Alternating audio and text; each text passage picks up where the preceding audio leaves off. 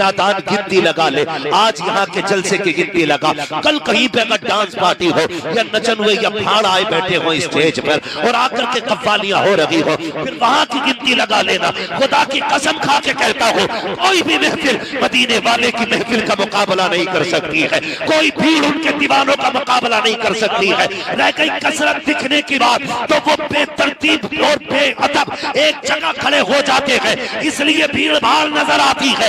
ये देखो हजारों सर है, एक जगह है, लेकिन कोई बेअदब नहीं है, इसलिए कि महफिल अदब वाले मुस्तफा की सजी हुई है। कई बार ऐसा होता है, कहते हैं जी मैं तो जमींदार हूँ, सुभान अल्लाह कहने में ना मेरी थोड़ी नाक कट जाएगी। याद रखिएगा, उस महबूब की महफिल में आके बैठे हो कि जिसकी चौखट पे बड़े बड़े ताजदार भिखारी बन के खड़े रहते हैं। अक्सर वजह यह है, हमारे लोग महफिलों में जाते भी हैं और खाली लौटाते हैं। उसकी वजह यही होती है कि जमींदार बन के जाते हैं और जमींदार ही लौटाते हैं। हुजूर की महफिल में जब भी जाया करो ना, तो सारी पगड़ियां उतार के जाया करो, सारे लेबिल हटा के जाया करो और सारी इज्जतें परे डाल के जाया करो, और ये कहा करो तेरे टुकड़ों पे पले गैर की ठोकर पे न डाल, झिड़कियां खाएं कहाँ छोड़ के सदका तेरा। जब इस नियत से आके बैठोगे तो बरेली से आवाज आती है, कौन देता है देने को मुंह चाहिए, देने वाला है सच्चा हमारा नबी।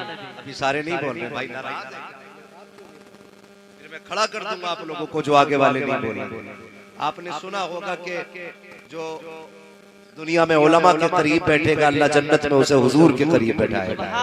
आप इतने उलमा के करीब बैठे हुए तो आप तो ऑलरेडी खुश नसीब है, तो फिर आपकी जिम्मेदारी ज्यादा बनती है। और दूसरी बात यह है कि डिस्प्ले जितनी ज्यादा अच्छी होती है, माल उतना ही अच्छा लगता है। हाँ, अगर डिस्प्ले खराब हो तो फिर कंपनी के माल भी नहीं बिका करते। ठीक है जी, तो थोड़ा सा ख्याल करें जो सामने वाले लोग हैं जिनके सरों पे टोपियां नहीं, अल्लाह तौफीक दे तो कपड़ा रख ले। ये वली की महफिल है, वली की महफिल है, नंगे सर ना आया करें, ख्याल किया करें।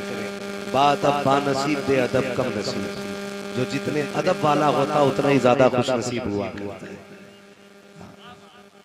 तो जिनके पास कपड़ा हो कपड़ा रख ले, अगर आज कुछ नहीं है तो फिर ख्याल कर आइंदा इंशाअल्लाह किसी महफिल में ना बिना टोपी के नहीं जाना। लगना चाहिए यार, कोई बिस्तर पे पड़ा तो यूं आके मसलता चल दिया, किधर जा रहा पता ही नहीं चलता, जा किधर रहा है। नंगे सर ऐसे ही उठ पटाख चले आए। ओ भाई, जब महफिलों में चला करो ना तो टोपियां लगा के चला करो, ताकि पूछना ना पड़े, देखने वाला कह दे हुलिया बता रहा था हुजूर की महफिल में जा। थोड़े से रंग के साथ हुजूर की महफिल में आया करो, रंग ढंग के साथ। अल्लाह आपको सलामत रखे। तो यहाँ जितने भी बैठा करे ना, यहाँ छोटे होके बैठा करे, कोई बड़ा होके ना बैठा करे। मैं अगर कुर्सी पे बैठा हूँ तो ये नहीं कि मैं बड़ा हूँ, इसलिए नहीं कि मैं अपनी शान दिखाने के लिए, मैं कुर्सी पे इसलिए बैठा हूँ ताकि आपसे बात करने में आमने सामने आसानी। हाँ, सिर्फ इसलिए, वरना जरूरी नहीं है कुर्सी वाला बड़ा होता है। ये अलग बात है, खामोश खड़े रहते हैं, फिर भी जो लोग बड़े हैं वो बड़े रहते हैं। ऐसे असलाफ से मिलता है हमारा शजरा, जिनके कदमों में कई ताज पड़े रहते हैं। नारे तकबीर, नारे रिसालत, मसलके आला हजरत। वली की महफिल में बैठे हुए, वली की महफिल में बैठे हुए, अल्लाह वाले की महफिल में बैठे हुए। मैं पहले तो दिली मुबारकबाद पेश करता हूँ कमेटी वालों को कि जिन्होंने उर्स के मौके पे हुजूर का जलसा किया। सुभान अल्लाह, वाह वाह। बात अच्छी नहीं लगी? अक्सर मेरे भाई नौजवान परदेश रहते होंगे, बाहर कमाते होंगे, मेहनत करते होंगे और दिनों रात एक करके हलाल कमाई करते होंगे। अल्लाह इनकी जवानियों को सलामत रखना, इनकी कमाइयों को सलामत रखा। मालिक इनको हसद से बचाना, लोगों के सितम से बचाना। बहुत बड़ी बात होती है वतन छोड़ के रिस्क कमाना, ये एक अलग दर्द होता है। मैं अगर आपसे इस हवाले से बात करूं तो ये भी एक दुख भरी कहानी है। कई बार ऐसा होता है कि हमारा एक भाई परदेश रहता है, बाकी के 4 भाई कॉलर खड़े करके गांव में यूं टहलते हैं, उनके कपड़ों की प्रेस नहीं टूटती है, मुंह का पान नहीं खत्म होता है, एक थूका दूसरा रख लेते हैं। लोग पूछते हैं क्या जमींदार है? कौन है ये? बिजनेसमैन? कहा नहीं, इसका एक भाई सऊदी रहता है, इसलिए ये कॉलर खड़ा करके घूम रहा है। ये भी एक कहानी है। लेकिन जब हमारा परदेसी पलट के वापस आता है ना, तो वो जहां से गया था उसको वहीं लाके खड़ा कर दिया जाता है। खुदारा इंसाफ किया कर। ये भी एक दर्द है, ये बात भी सामने आया करती है। जब परदेश दिनों रात एक करके कमाता है ना, तो आप उसका ख्याल किया करें। आप अगर घर पर रहते हैं ना, तो आपकी जिम्मेदारी बनती है, जो परदेश अपने बच्चे छोड़ के बाहर है ना, जो वतन छोड़ के बाहर है, आप उसकी रिहाइश का इंतजाम पहले करें, आप उसके रहने का इंतजाम पहले करें, ताकि कल वो परदेश से पलट करके आए तो वो नीचे गर्दन झुका के ना घूमे, जहां से चला था वहीं आके खड़ा ना हो। और मेरे भाइयों, इंसाफ किया करो। हमने बड़ा सितम किया है, जिसने परदेश जाकर के बहनों के हाथ पीले किए, बाप के बुढ़ापे का ख्याल किया, भाइयों के लिए छतों का इंतजाम किया। आज जब पलट करके आता है, बाप सबसे पहले उसी को अलहदा करता है और कह देता, जा तेरा कुछ नहीं है, तूने क्या दिया है हमको, खुदारा इंसाफ किया करो। और तुझे क्या पता है, जब तुम अपने बच्चों के साथ बैठ करके ईदों पे सिवैये खाया करते थे, बकरीद पे गोश्त की बोटी नोचा करते थे, ये परदेसी परदेश में आंसू बहाया करता था। तुम्हारे घर की ईद तो हो जाती थी, लेकिन ये ईद के दिन भी ऐसा लगता था जैसे कैद खाने में पड़ा है। इसके साथ ना इंसाफी ना किया करो। अगर ये पलट के आया करे, इसे इज्जत भी दिया करो, इसको हक भी दिया करो, ताकि ये जमाने से कह सके, ओ लोगों, मैं परदेश गया था वतन के लिए, मुझे वतन ने तनख्वाह नहीं छोड़ा है, मैं खाली हाथ गया था, पलट के आया हूँ, घर वालों ने झोली बुला ली। नारे तकबीर, नारे रिसालत, इस्लाह माशरा कॉन्फ्रेंस। ये भी एक दर्द है, बुरा ना मानिएगा, अपनी खुशी से कोई परदेश नहीं जाता। क्या बात है। और मैं उन नौजवानों को सलाम करना चाहता हूँ जिनकी जिंदगी परदेश में गुजर गई। पहले इसलिए परदेश काटा कि बहनों के हाथ पीले करने थे, जब पलट के आए तो 4 साल के लिए पता चला बेटी जवान हो चुकी है, फिर परदेश चले गए। फिर पूछा क्यों आए हो, का पहले बहन के हाथ पीले किए थे, अब बेटी जवान हो गई। याद रखिएगा, जो इस तरह की नेकियां करते हैं, खुदा की कसम, खुदा की रहमतें उनका बाजू फैला के इस्तेमाल करें। तो आप परदेश रहते हैं, मेहनतें करके कमाते हैं, खुशी इस बात की है कि आपका पैसा जो लगा है ना, ये तमाशे में नहीं लगा, वाह, हुजूर की महफिल में लगा, बहुत खूब, सुभान अल्लाह, हुजूर की महफिल में लगा है, वरना गुंडागर्दी की कमी नहीं है। मैं, लोग कहते हैं नौजवान दीन से दूर हो रहे हैं, तुम्हारे चेहरे देख के मेरा जी चाहता है मैं पूरे जमाने को चैलेंज करूं, आओ देखो, तुम कहते हो जवान दीन से दूर हो रहा है, आके देखो सारे जवान हुजूर की महफिल में आके बैठ गए, सुभान अल्लाह, हुजूर की महफिल में आके। कई बार ना समझ लोग कहते थे कि अगर डांस की पार्टी होती ना, तो यहाँ भीड़ लगी होती, डीजे होता तो पैर रखने जगह नहीं होती, नादान गिनती लगा ले, आज यहाँ के जलसे की गिनती लगा, कल कहीं पे अगर डांस पार्टी हो या नचन हुए या भाड़ आए बैठे हो स्टेज पर और आकर के कव्वालियां हो रही हो, फिर वहां की गिनती लगा लेना। खुदा की कसम खा के कहता हो, कोई भी महफिल मदीने वाले की महफिल का मुकाबला नहीं कर सकती है, कोई भीड़ उनके दीवानों का मुकाबला नहीं कर सकती है। रह गई कसरत दिखने की बात, तो वो बेतरतीब और बेअदब एक जगह खड़े हो जाते हैं, इसलिए भीड़ भाड़ नजर आती है। ये देखो हजारों सर है, एक जगह है, लेकिन कोई बेअदब नहीं है, इसलिए कि महफिल अदब वाले मुस्तफा की सजी हुई। नारे तकबीर, नारे रिसालत, मसलके आला हजरत हजरत अल्लामा मुफ्ती हम्माद रजा साहब किबला, अल्लाह आपको सलामत रखे। वाह वाह, साल में वाह वाह, साल में एक जलसा हर इलाके में होना चाहिए। क्या बात है, जिंदाबाद। ये जरूरी नहीं है आपके जलसे में हम्माद आए, अमीनुल कादरी आए, सलमान नजरी आए, ये जरूरी नहीं है। जरूरी ये है कि जो भी मिंबर पे आके बैठे हुजूर का सच्चा गुलाम होना चाहिए। वाह वाह वाह, और आपकी जिम्मेदारी है, सुने बहुत गौर से मेरी बात, आज हम कहीं ना कहीं बहुत बड़ी लापरवाही का शिकार हो, कहीं ना कहीं सारा फोकस ना हमने ना, अल्लाह माफ करे, कव्वाली पे लगा रखा। होता क्या, कभी कभी तो लोग पूछते हैं हुजूर कव्वाली में चंदा दे सकते हैं? पहले तो कव्वाली का मतलब समझो, कव्वाली कहते कैसे? आजकल के आजकल के शराबी जुआरी बैठ करके अली का मलंग ये करना शुरू कर देते और हमारी कौम का नौजवान खड़े होकर गड्डियां उड़ानी शुरू कर देता है। ऐसा लगता कि ये सच्चा अली का मलंग है। अली के मलंग के चेहरे पे दाढ़ी होनी चाहिए, अली के मलंग का लिबास साफ होना चाहिए, अली के मलंग का लहजा पाक होना चाहिए, अली के मलंग की जबान पाक होनी चाहिए। ये जो सट्टे पीने के बाद शराब पी करके अली का मलंग कहते हैं, मुझे चढ़ गया चिश्ती रंग के दावे किया करते हैं, ऐसे रंग नहीं चढ़ा करते हैं। अगर रंग देखना है तो फिर देख गारे शौर में अली और मुस्तफा जाने रहमत को देखो, अबू बकर सिद्दीक को देखो। मेरे नबी ने अबू बकर सिद्दीक के साथ हिजरत की है। मैं तुम्हें रंग का किस्सा सुनाना चाहता हूँ। ये नहीं है पीला गमछा डाल दिया चिश्ती हो गए हैं, थोड़ी 3 ज़रबे लगा दी चिश्ती रंग चढ़ जाता है, ऐसे रंग नहीं चढ़ा करता। और यार रंग इसे नहीं कहते। मेरा नबी गार में है,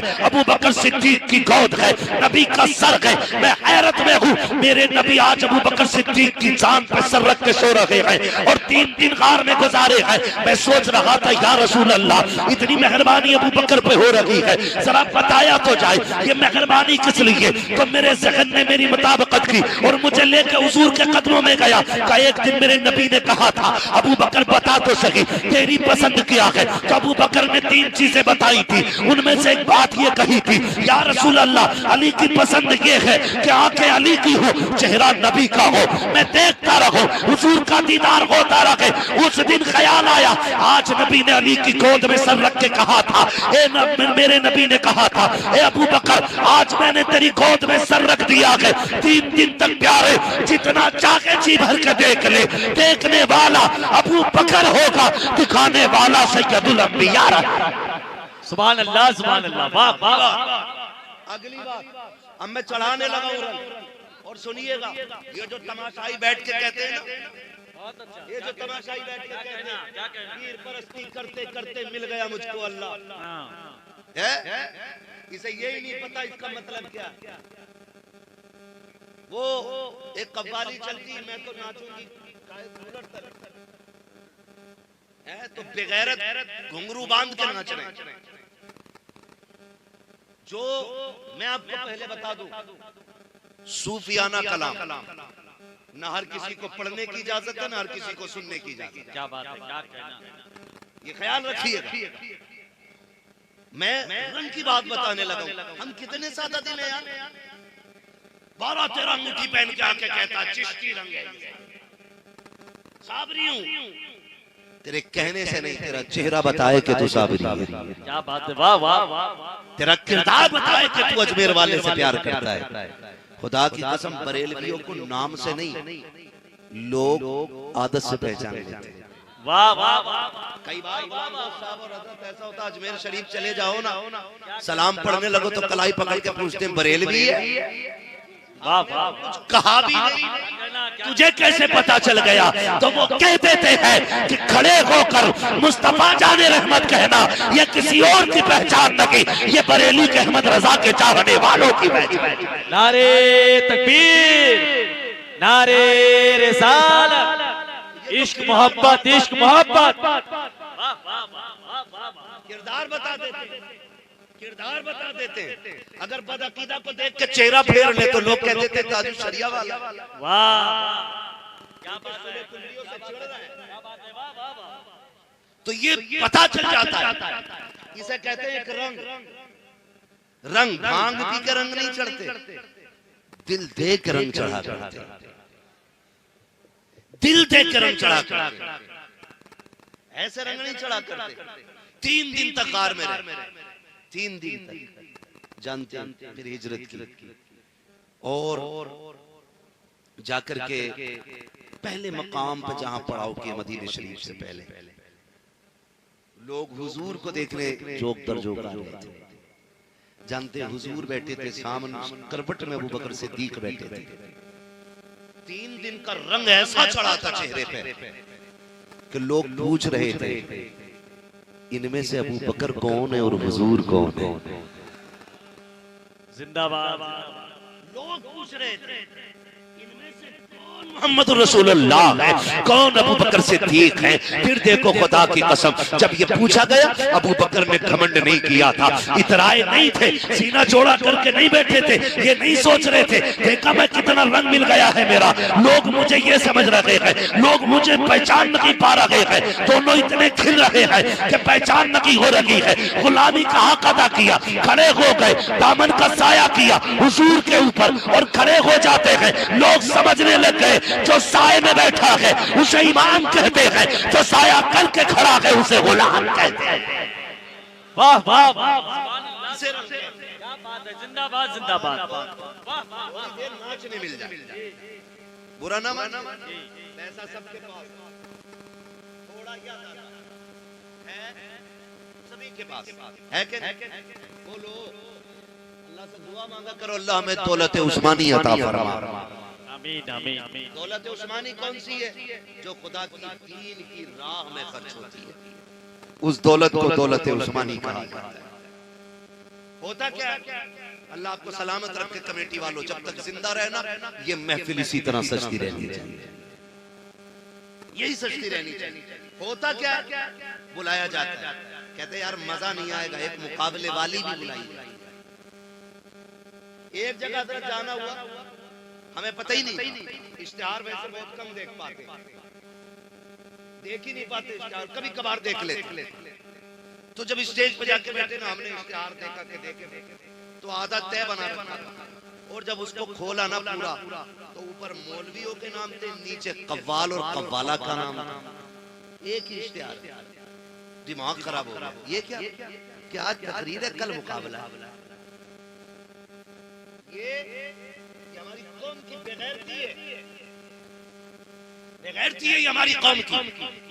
इसी मिंबर पे नाते मुस्तफा हो, इसी मिंबर पे जिक्र मुस्तफा हो, और बेगैरत तो उस वक्त मर जाती है जब वो बेगैरत अल्लाह की हमद से मुकाबले का आगाज करती है। इधर बैठने वाला नंगा चरसिया तो मुस्तफा की नात से आगाज करता है, गैरत टूट जाया करती है। ओ यार हम तो गाने के लहजे में नात नहीं सुना करते हैं, तो किसी बेगैरत से हम मुस्तफा की नात कैसे सुन सकते हैं। ओ यार जिस औरत की आवाज का शरीयत ने पर्दा रखा हो, वो यहाँ नाचने के लिए आए और हुजूर की नात सुनाए, और उसी में चंद बिगड़े हुए दौलतमंद आगे टेबल लगा के बैठते हैं, नोटों की गड्डियां लेकर बैठते हैं। उसके बाद जब आगाज होता है, मुकाबला होता है, शेर व शायरी चलती है, जिधर का शेर उठ जाता है उस तरफ पैसों की बारिश होती है। अगले दिन चर्चे होते हैं, साहब मुखिया के बेटे ने कमाल कर दिया, प्रधान के बेटे ने दौलत में आग लगाई है। आग लगे ऐसी प्रधानी और मुखिया गिरी को, टूट पड़ जाए ऐसे अय्याशों पर जिन्होंने कौम की आबरू को लूट रखा है।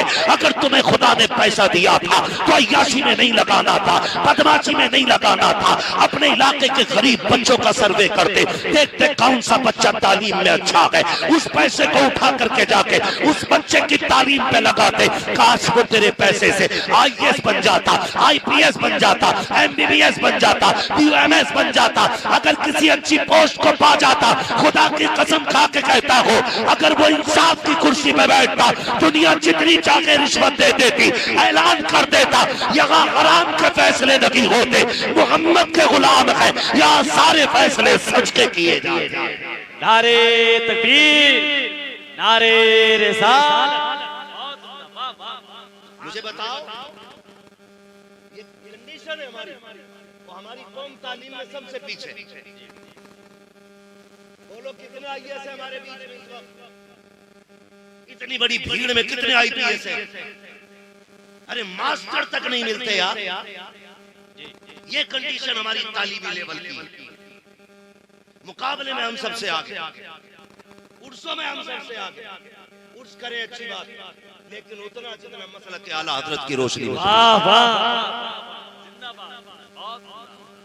मसला के आला हजरत ही मसला के अहले सुन्नत है।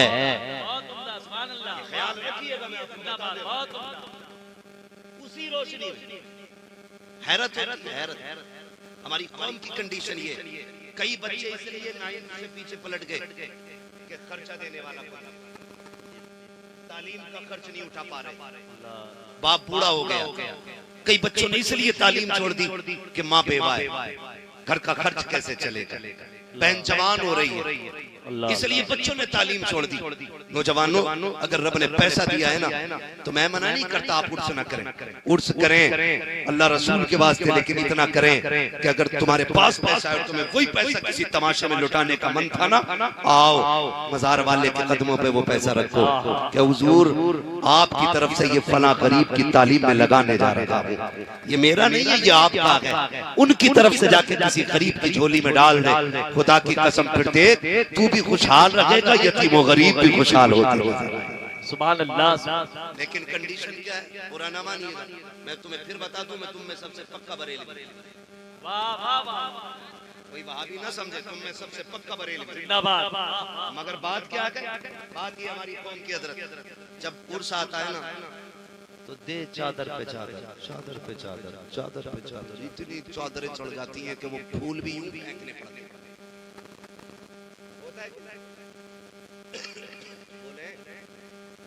ऐसे ही होता है, जबकि मसला क्या हालात रहती है कि अगर पहले से चादर मौजूद है तो उस वक्त तक दूसरी चादर चढ़ाने की जरूरत नहीं है, जब तक वो फट ना जाए या पोसीदा ना हो जाए। जी जी, क्या बात है। एक चादर काफी होती है, 50 चादरों की जरूरत नहीं, इसलिए कि वो कब्र है। वो पहले बताओ चादर चढ़ाते क्यों चढ़ाई जाती है? इसलिए नहीं कि उन्हें ठंड लग रही है, इसलिए चादर नहीं चढ़ाई जा रही कि उन्हें आज कंबल की और चादर की जरूरत है। वो अल्लाह वाले चादर की क्या, जैसी वो कब्र में पहुंचे अल्लाह राजी था तो उनकी कब्र में जन्नत की खिड़कियां खोल डाली। सुभान अल्लाह। ठीक है जी, ये चादर इसलिए चढ़ाई जाती है ताकि बाकी कब्रों से मुमताज रहे। बेशक। इसलिए अच्छा एक बात बताओ, आपके सबके घरों में इंशाअल्लाह कुरान होगा है ना? सबके घरों में। ये एक अलग मसला है कि 5 मेंबर हैं तो एक कुरान काफी है घर में, और अगर 5 मेंबर हैं तो फिर 6 मोबाइल भी काफी नहीं होती। मोबाइल 6 भी काफी नहीं, 5 लोगों को कुरान एक काफी है। अल्लाह। मोबाइल सबके अलग अलग होते हैं कि ये मेरा है, ये मेरा है, और कुरान एक ही काफी है। जहेज में कुरान आ जाए, अम्मा कहती क्यों लाई, पहले ही रखा हुआ। एक ही कोई पढ़ने वाला ना,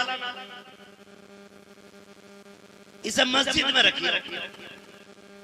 इस अम्मा से पूछे कोई, खाली कुरान मस्जिद में भिजवा रही है, ये जो फ्रीज मिला ये भी रखवा दे। क्या बात है, वाह वाह। वॉशिंग मशीन दिलवा दे, ये नहीं भेजेगी, कुरान रख दो। क्यों? क्योंकि घर में एक कुरान पहले से मौजूद है, कोई पढ़ने वाला नहीं है। और लोग पूछा करते हो कयामत कब आएगी, निशानियां तलाश कर रहे हो। अगर कुरान रखने की घर में जगह ना हो तो समझ लेना कयामत दरवाजे पे आके खड़ी हो गई है। हमारे घरों की कंडीशन ये है कि फ्रिज रखने की जगह है, टीवी रखने की जगह है, एलसीडी की जगह है, गाड़ी बाइक सारी चीजों की जगह है। अगर जगह नहीं है तो कुरान की जगह नहीं है। और तुम्हें खुदा का वास्ता इस तरह कुरान के साथ रवैया इख्तियार ना करो। सबसे पहले कुरान ला के रखा करो। हर शख्स का कुरान अलग होना चाहिए, हर शख्स पाबंदी से कुरान पढ़े, ताकि जब सुबह का वक्त हो मोबाइल बाद में खोलो, कुरान पहले खोला करो। हम इसलिए तबाह हो रहे हैं, हमने न्यूज पहले खोली, हमने अखबार पहले खोला, काश हमने कुरान पहले खोला होता। लोग कहते हैं आज की न्यूज ये है, भारत तबाह हो रहा है, इसकी जो कि भारत की पावर कम होती चली जा रही है, पैसा गिरता चला जा रहा है। अरे छोड़ो यार, भारत के हिस्से को अपनी जगह जो संभाल रखे थे वो संभालते रखे, लेकिन हमारी जिम्मेदारी ये है हम सुबह उठेंगे, अखबार नहीं पढ़ेंगे, न्यूज नहीं देखेंगे, सबसे पहले सूरह यासीन पढ़ेंगे। क्या मिलेगा? फरमाया गया जो सूरह यासीन पढ़ेगा अल्लाह पूरे दिन के काम उसके अपने जिम्मे करम में ले लिया करता है। नारे तकबीर, नारे रिसालत, अज़मते कुरान, मसलके आला हजरत। पढ़ेंगे इंशाअल्लाह कुरान, पढ़ेंगे इंशाअल्लाह, हाँ माशाल्लाह, जिन लोगों ने हाथ उठाए अल्लाह उनके हाथ उठानों को अपनी बारगाह में कबूल फरमा ले। लेकिन आज एहसास होता होगा ना कई लोगों को, यार हमें तो पढ़नी ही नहीं है। ये भी बड़े दर्द की बात है। हमारे पास सिर्फ एक किताब है और उस किताब को कुरान कहा जाता है। जमीन पर सिर्फ एक महफूज किताब है जिसे कुरान कहते हैं। आसमानी किताबों में से सिर्फ कुरान, और वही हमें पढ़ना नहीं आती। अम्मा कह रही है मेरे लड़के से पोयम सुने इंग्लिश में, वो कह रहे टिंकल टिंकल लिटिल स्टार। अम्मा कह रही वाह मेरे लल्ला, देखो अभी 6 साल का मौलाना, मेरे लल्ला को देखो कितनी पोयम आती है, कितनी अंग्रेजी आती है, कितनी इंग्लिश आती है, क्या क्या आता है। और मेरी बहन, मेरी माँ, मेरी बेटी, मेरे भाइयों, कमाल ये नहीं आपका बेटा इंग्लिश में बात कर रहा है, मजा तो तब है जब तेरे बेटे को 5 साल की उम्र में कुरान की 10 सूरतें याद हो जानी चाहिए। कुरान की 10 सूरतें याद हो जानी चाहिए। हमने इंसाफ औलाद के साथ नहीं किया है। दुनिया परेशान है, क्या करें, बच्चे इधर जा रहे हैं, उधर जा रहे हैं, कोई कह रहा बेदीन हो रहे हैं, कोई कह रहा मजहब छोड़ रहे हैं, कोई कह रहा इर्तादाद की आग लगी है। मेरे सरकार उवैस मुस्तफा साहब क़िबला दामदुल्लाहुल आली फरमाया करते, आप कह रहे थे कि सुने, ना तो सिर्फ जलसों से काम चलेगा और ना सिर्फ मदरसों से काम चलेगा। अगर दीन अपनी कौम का ईमान बचाना है तो इनके सीनों में इश्क रसूल डालना पड़ेगा, इश्क रसूल की शमा जलानी पड़ेगी। ये कब चलेगी? जब आपके बच्चों को बचपन से हुजूर पे दुरूद पढ़ने का आदत आती होगी, आपके बच्चों पे हुजूर, बाद के बच्चों को हुजूर से इश्क होगा, तब जाकर के इनका ईमान बचेगा। हैरत की बात यह है कि हम सुबह उठते हैं, अपने बच्चों को मोबाइल दे के कहते हैं थोड़ी देर गेम खेल ले, तब तक मैं बस्ता तैयार कर देता हूँ। माँ कहती मैं तेरा नाश्ता तैयार कर रही हूँ, मैं तेरा टिफिन लगा रही हूँ, बहन कहती है जूते ला रही हूँ, जब तक मोबाइल चला ना दे मोबाइल हाथ में, खुदा तौफीक दे तो 10 दानों की तस्वीर ला के दे दो और इनसे कह दो जब तक हम नाश्ता तैयार कर रहे हैं तुम मेरे नबी पे दुरूद पढ़ते रहो, मेरे हुजूर पे दुरूद पढ़ते रहो। क्या मिलेगा जानते हो? जब ये जवान होगा, खुदा की कसम तेरा बेटा बाद में होगा, मुस्तफा का सच्चा गुलाम पहले बना दिया गया। सुभान अल्लाह, ये काम करना पड़ेगा। वाह वाह, अपनी नस्लों के सीने में इश्क रसूल शमा जलानी पड़ेगी। ये सबसे ज्यादा जरूरी काम। तो ये जो होता है ना ढोल तमाशा, ये 1 नंबर के निकम्मे, निठल्ले, आवारा, लफंगे, गैर जिम्मेदार लोगों का काम, गैर जिम्मेदार लोगों का काम। जिम्मेदार लोग अपनी बात, अपना काम जिम्मेदारी से करें। और आपसे मैं एक बात मशवरे के तौर पे कह के जा रहा हूँ, आप साल भर में एक जलसा ये करते उर्स करते बोलो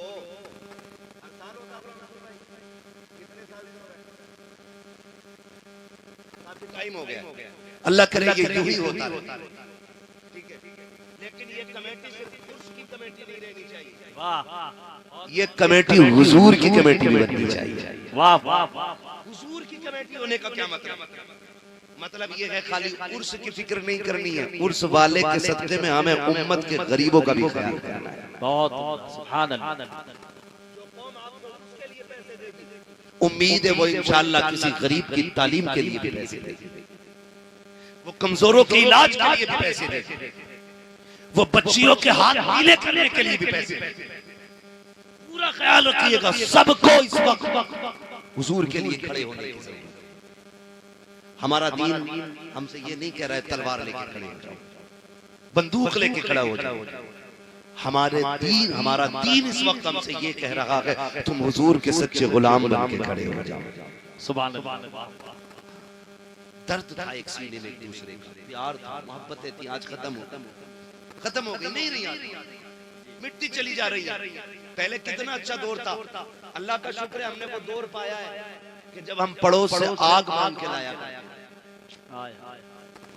हमने वो ज़माना देखा है जब हम अपने पड़ोस से नमक मांग के लाया करते थे, अपने मोहल्ले से जब हम तेल मांग के लाया करते थे।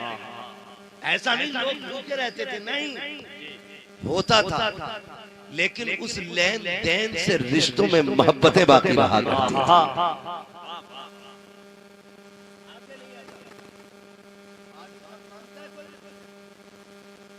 मांगने चले जाओ तो माचिस दे बगैर आग लगा देगा।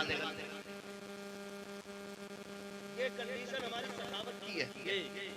कह दो माचिस दे दी तो कह रहा धूप पड़ गई, देखो तो सही कितने बुरे दिन आ गए, माचिस भी हमसे लेने आए हैं। फिर चार लोगों में बैठ के पड़ोसी बातें करता, इसके यहाँ तो नमक भी नहीं था, इसकी बेटी सुबह नमक लेने आई थी, इसके यहाँ तेल नहीं था, सुबह इसकी बेटी तेल लेने के लिए आई थी, शाम हमने आटा दिया था 1 किलो इनको। कितने बुरे दिन आ गए हैं। जब ये हालात हो गए तो आज नफरतें बढ़ती चली जा रही है, इतनी दूरियां हो गई है कि एक दूसरे का हाल तक पूछने के लिए तैयार नहीं है, एक दूसरे की खैरियत तक पूछने के लिए तैयार नहीं है। लोग कहते हैं तरक्की की है, हमने कहा कौन सी तरक्की की कि पहले चरागों में पढ़ते थे, लैंप पे पढ़ते थे, चिमनी लगा के पढ़ते थे, आज एक हाइलोजन लगा दो पूरी बस्ती को रोशन कर देती है। एक जगह लाइट लगा दी जाए चौराहा रोशन हो जाता है। मैं कहता हूं तो कौन सी तरक्की की है। उस वक्त के चरागों में इतना प्यार था, एक जगह बैठ करके एक लाइट में 4 लोग खाना खा लिया करते थे। आज एक जगह बैठ करके एक लाइट में 4 लोग बात नहीं कर पाते हैं। इसलिए मैं कहता हूं वो अंधेरा की भला था कि कदम राह पे थे, रोशनी लाई है मंजिल